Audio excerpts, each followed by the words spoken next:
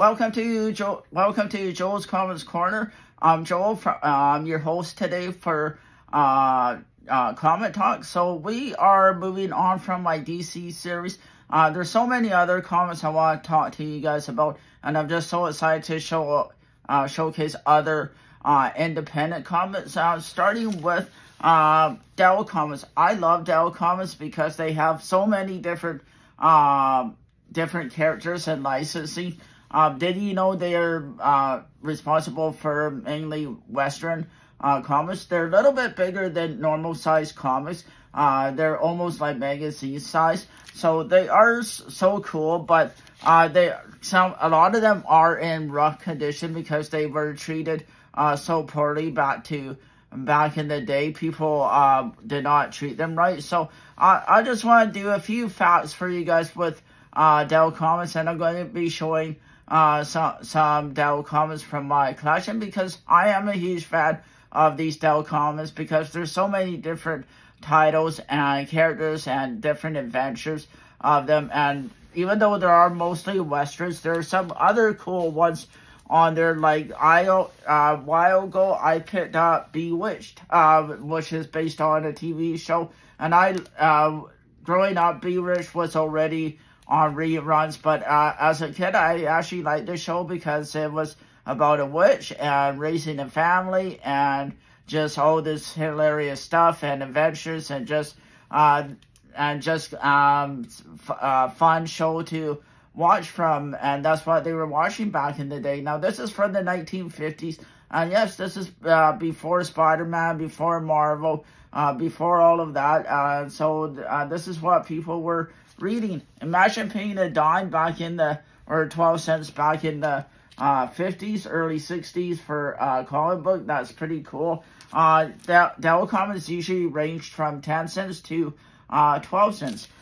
So my first fact I want to tell you guys is, did you know Dell Comics were not sold in your local comic book stores back in the day? They tried to be innovative, and they did it more on newsstands, drugstores, where comics were generally not distributed because they wanted to have a different model. So I think for back in the day, that's pretty inventive. It's pretty cool.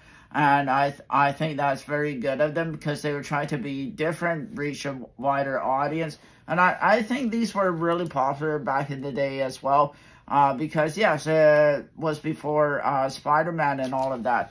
So one I recently picked up for my Dell collection, even though it is ripped on the cover here and has a lot of damage, I picked it up for $3, was Elvin the Chipmunk, because Dell actually had the license for Elvin, and they had the license for all these different Disney characters, and like Flintstones and Woody Woodpecker, and yes, they were also known for a lot of their Westerns. So because it was $3, it had the, as you can see, the tear in it. I'll give you guys a quick spine slide, but yeah, unfortunately, it is really rough, but it's still very cool. 1970s, I believe.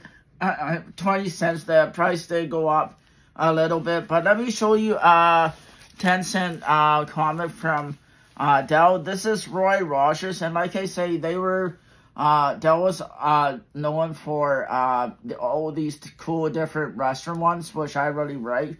I have done other Western videos on my YouTube channel, but I picked this up for $2. I didn't pay $8.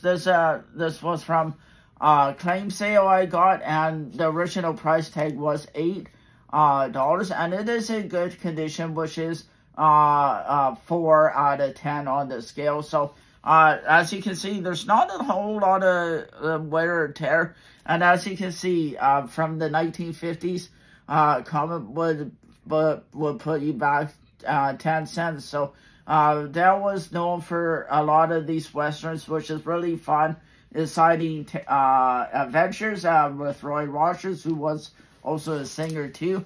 This was even before I was born and all of that. So so I'll do another fun fact for you guys.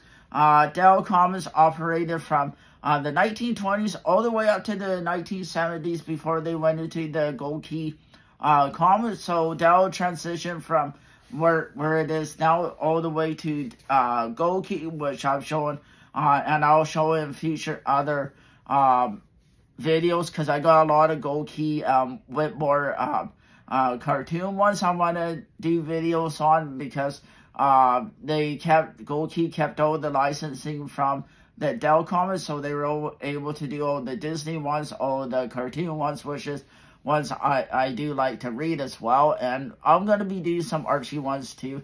So what do you guys think of the Westerns for your older collectors out there? Do you guys have any of these in your comic collection?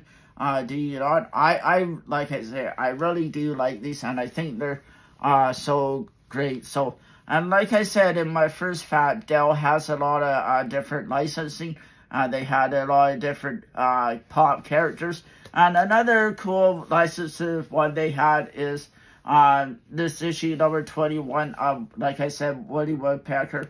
It you know, it's the 1950s because it has a dime in it, and this is I think normally a $20 book. I paid $5 on the Whatnot sale, so I'm glad to be getting some of these cartoon character ones, because I'm a big fan of Woody Woodpecker as well. So again, do you guys like Dell comics? I know they're not the most popular ones, but for bang for your buck, rather than trying to get a high grade Silver Age Marvel or a Silver Age DC, I do love getting these Dells because they don't break the bank, and they're just so cool. And you never know, one day they could all just disappear as time goes on. But I do like to have these in my collection, and like I say, they're not a normal size comic. They're a little bit bigger, and they fit fine on the shelves and whatnot like that. So I do love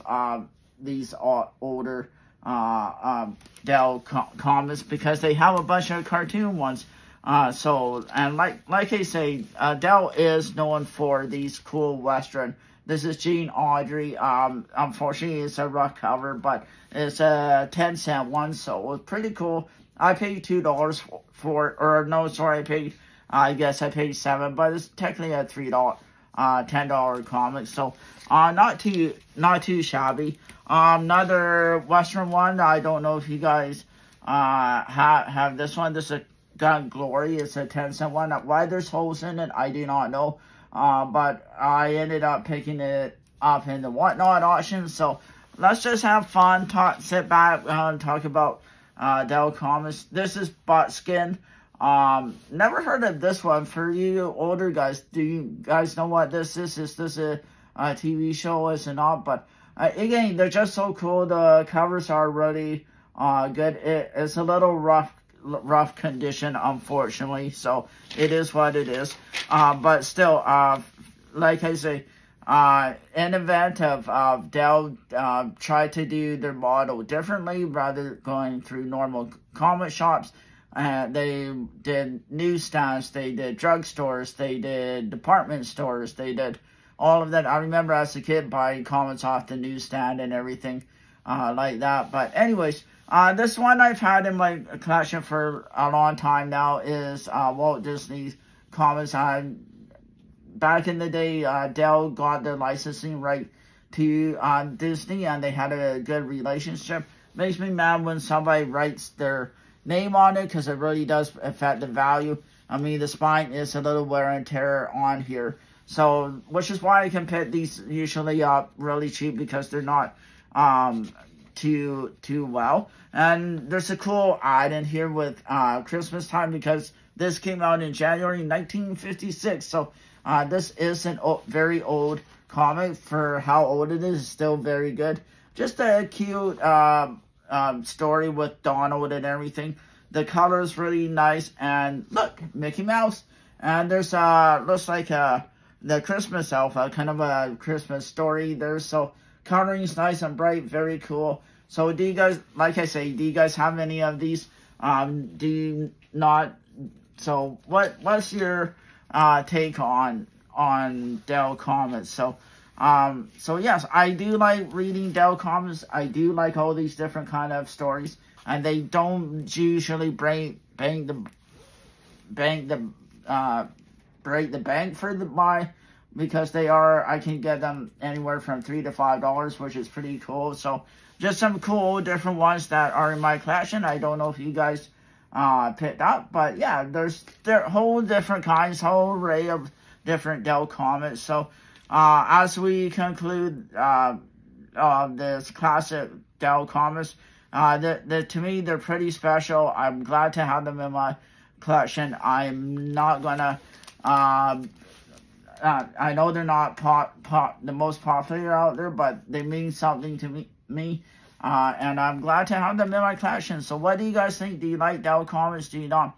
To me, they're just so great. And I'll be showing more different ones as time goes on now for independence, because I like DC, but I love these independent comics on it. There's so many out there that needs to be brought into light. So I'm going to be showing some more videos, and I'll be doing some more on my TikTok and Instagram at Joe's Comics Corner. You can tag and follow me there. Thanks, everybody.